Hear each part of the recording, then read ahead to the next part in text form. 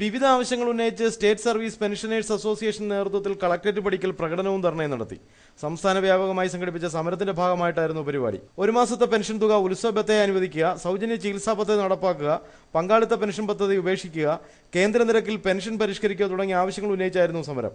Congress DCC president Kadavoor Sivadasan സമരം ഉദ്ഘാടനം ചെയ്തു. ജനങ്ങളെന്ന് പറയുമ്പോൾ വിവിധ ഗ്രേഡിലായിട്ട് ഉള്ള ആളുകളല്ല, മൊത്തത്തിൽ കേരളത്തിലെ ജനങ്ങളെന്ന് പറയാൻ തൊഴിലാളികളുണ്ട്, ഒന്നുമില്ലാത്തവരുണ്ട്, വീടില്ലാത്തവരുണ്ട്, ദാരിദ്ര്യം അനുഭവിക്കുന്നവരുണ്ട്, ഇടത്തരക്കാരുണ്ട്, ഇൻകം ടാക്സ് കൊടുക്കുന്നവരുണ്ട്. അങ്ങനെ വിവിധ തരത്തിലുള്ള ആളുകൾ, ഉദ്യോഗസ്ഥന്മാരുടെ ശമ്പളത്തിന്റെ പ്രശ്നങ്ങളുണ്ട്, അധ്യാപകന്മാരുണ്ട്, ശമ്പളം കിട്ടുന്നവരുണ്ട്, കിട്ടാത്തവരുണ്ട്.